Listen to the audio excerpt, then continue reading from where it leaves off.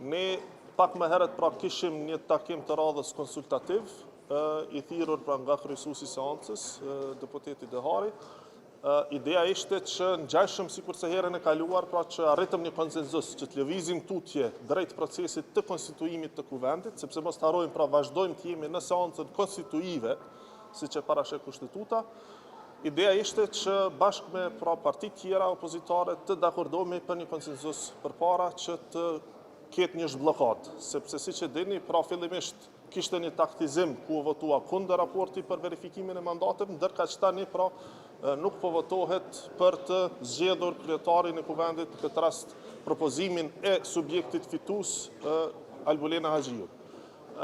Qëndrimet me sa pam nga konsultimi, megjithatë ishin deklarativisht të njëjta, shpresoj megjithatë që edhe nga distanca kohore prej takimit që kishim deri tani në seancë, pra të ketë një reflektim, të ketë një ndryshim, sepse konstituimi I kuvendit është obligim I 120 deputetëve. Pra, votimi I qeverisë, formimi I qeverisë I takon partisë fituese që t'i sigurojë 61 vota, spaku. Mirë, po konstituimi I kuvendit është barë dhe përgjegjësi e të gjithë deputetëve, pra gjithë deputetët duhet të votojnë dhe duhet të sigurohemi që kuvendi konstituohet, sepse këtë rezultat kanë prodhuar zgjedhjet. Pra, konstituimi I kuvendit hap rrugën për pastaj rrjedhjen e afateve edhe për zgjedhjen e qeverisë, e që po besoj dhe uroj që të ndodhë sot në mënyrë që të mos ketë zvarritje të mëtutjeshme. Si subjekt fitues I këtyre zgjedhjeve, interesi ynë dhe po të mbarejnë vetëm nga ne, pra kuvendi do të ishte I konstituar me kryesinë e vet që në ditën e parë. Pra që të martën e 15 prillit, kuvendi tashmë do të ishte I konstituar. Por e kemi parë dhe jemi gjithë dëshmitar që edhe atë ditë ishte opozita që bllokoi dhe edhe tani është opozita, po ashtu që po refuzon të ketë një konsenzus si të shkojmë përpara. Besoj I takon kryesuesit që të vlerësoj se si vazhdon tutje seanca, atë detyrë dhe përgjegjësi e ka, ne gjithsesi jemi të interesuar që kuvendi të konstituohet.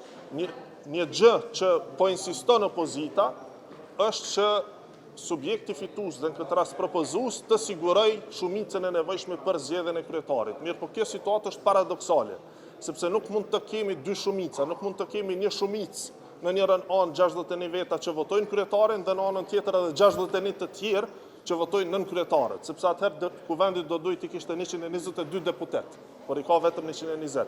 Prandaj edhe nevojitet konsenzus, siç shkohet përpara që të konstituohet kuvendi.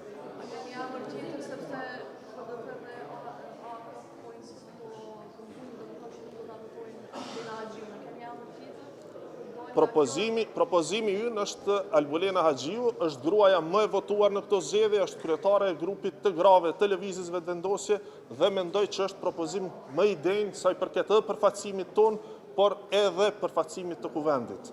Por gjithsesi u takon që t'i pyesni pra partitë në lidhje me mendimet e tyre dhe vlerësimet e tyre.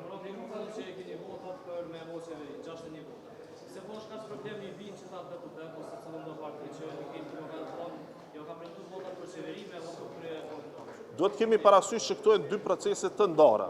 Pra, njeri është proces kushtetues konstituiv, ku gjithë deputetët duhet ta konstituojnë kuvendin, kurse procesi tjetër pastaj është barë e partisë, e mandatarit të qeverisë realisht, personi që mandatohet, këtë rast kryeministri Kurti, për të siguruar shumicën e nevojshme. Por edhe për atë janë 15 ditë afat. Pra kushtetuta nuk I ka paraparë këto votime në blok që të jenë unike sa I përket edhe numrit apo personave që votojnë.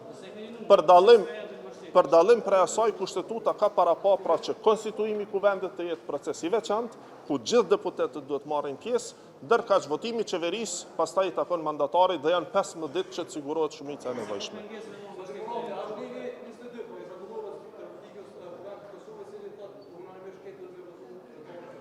Këtë e thot edhe interpretimi I gjykatës kushtetuese. Pra, të gjithë deputetët duhet të jenë në sallë dhe të marrin pjesë në votim. Gjithsesi, vullneti është I lirë, sepse kam pa që ka pas keq interpretime edhe rreth kësaj, pra vullneti secili deputet është I lirë që të votoj për, kundër apo abstenim, megjithatë rezultati I prodhuar në një situatë ku gjithë deputetët votojnë, pastaj nëse rezulton me refuzim të konstituimit të kuvendit, na sjell në situata tjera.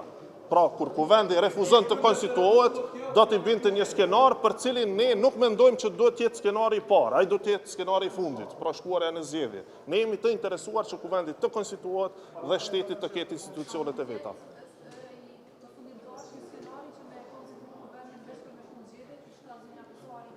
Ajo mvaret pastaj rreth dakordimit, sepse edhe për shku në zgjedhje nevojiten 80 deputet që të shpërndahet kuvendi. Pra, shpërndarja kuvendit do të nevojitej 80 deputet.